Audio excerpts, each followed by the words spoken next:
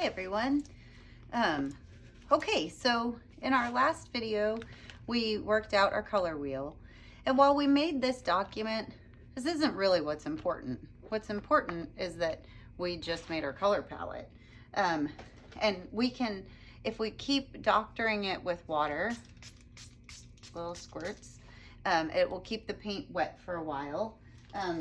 We are using a less expensive kind of waxy paper, but I had mentioned if you really like this painting, it's a little more expensive and you can get the Stay Wet paper.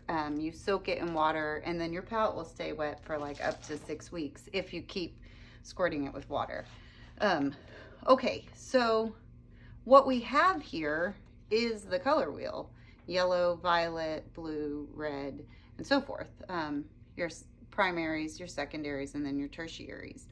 So we're going to move on from this and we're going to work into our value scale with the hues. So how this works is we're going to rebuild a quick achromatic scale like we did before. And I am actually starting to run out of white, so I'm going to use a different white. I'm going to use as much as I can of this. I'm going to do a Hershey's Kiss again. I think I just ran out. But again, any kind of paints can work. What did I do with it? This is another really inexpensive Hobby Lobby brand, Masters Touch White. So if I need more, I can come to that. And then I'm going to use my Mars Black from the Basics kit and put a Hershey's Kiss over here. I'm going to do this really quickly. I got new water since my last session. Clean my knife. And I'm going to do 50-50. I'm going to do half the blob of white. I'm going to wipe my knife off. And then half black. A little more. And that should give me a 50.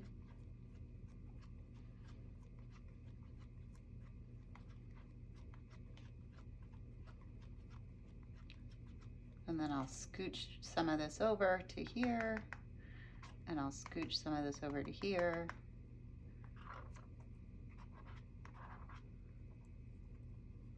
Wipe off my knife. And make my 30.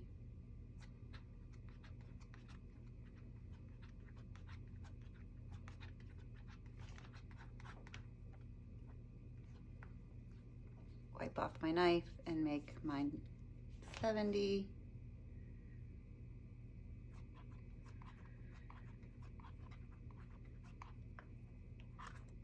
And in a couple seconds there, less than a minute, I have my full value range. Okay, so our goal here is that we are going to start with our ratios, like if we were cooking. I'm going to do 95% white plus a hue. So you can pick any hue you want. So depending on what kind of painting you're making next or design next, you should investigate that color palette to see how it'll unfold. So I think I'm going to use, what am I going to use? I think I'm going to use my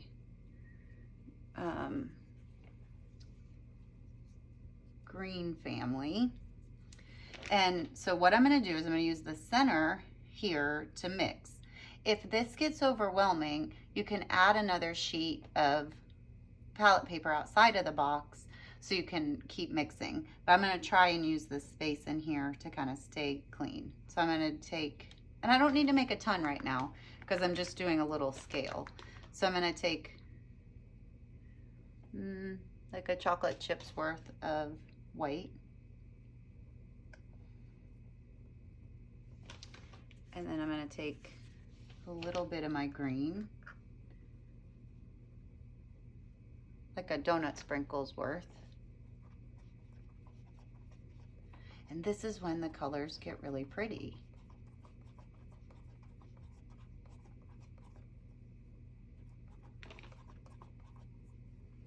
And then I'm going to scooch a little bit of that over. I'm going to actually make that bigger. I'm going to start with a big hunk. I'm going to do quite a bit more white. And then I can cut that down. So I'm going to try to make a green value scale. So I'll scooch some of that over, a little less over, and then a little less. And then I'm going to add 30%. So here would be my, more or less like my 10, my 30, more green, my 50, and more green, my 70. So here we go.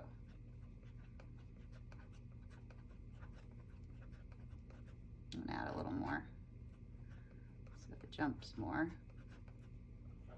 Now I'm making my 50. And now I'm making my 70. Need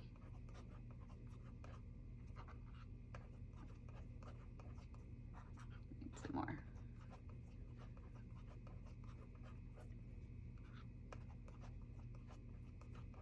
And then I have my 100 green. So what I want to do here is like I did with my black and white scale. I'm going to start by just adding this light one.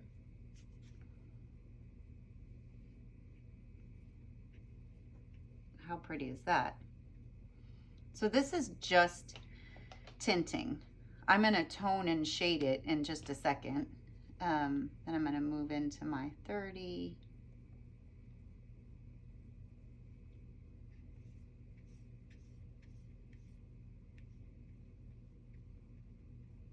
Then I'm going to move into my 50. I'm not rinsing out my brush in between because I'm kind of adding that mother color in. Then I'll move into my 70.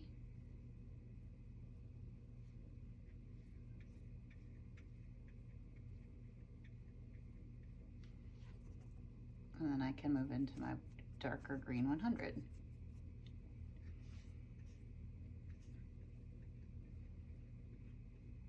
Pretty cool, right? And we can make a really great painting with these stronger steps. But now I'm going to do an ombre like we did before, but I'm going to just try to show you how this kind of can pivot when we add a tint, a tone, and a shade. So here's having our straight white, and then I'm going to add just a little bit of my 30 gray, and you can see how much it changes. Just a little, like a donut sprinkle.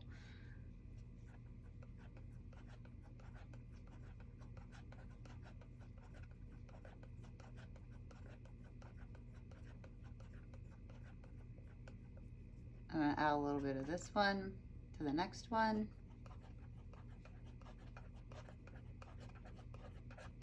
And now we're starting to make these really pretty colors that look like, oh, the leaf of a succulent maybe.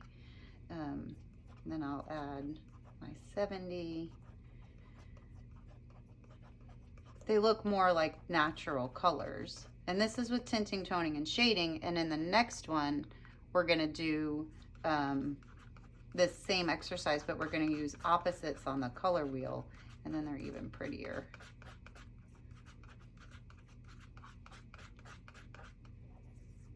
All right, so it moves pretty quick. So I'm going to just go real fast, starting out light, moving into the next one. And this is the one that we want to paint quickly so that we can ombre it together. Remember on the other black and white ones, we taped them out the side, and then it ended up looking really crisp and clean. But already this looks like candy and this looks like nature. So just by doing that tint and tone and shade. Oops, there's a little bit of bright up there. And I'm going to cross hatch those together.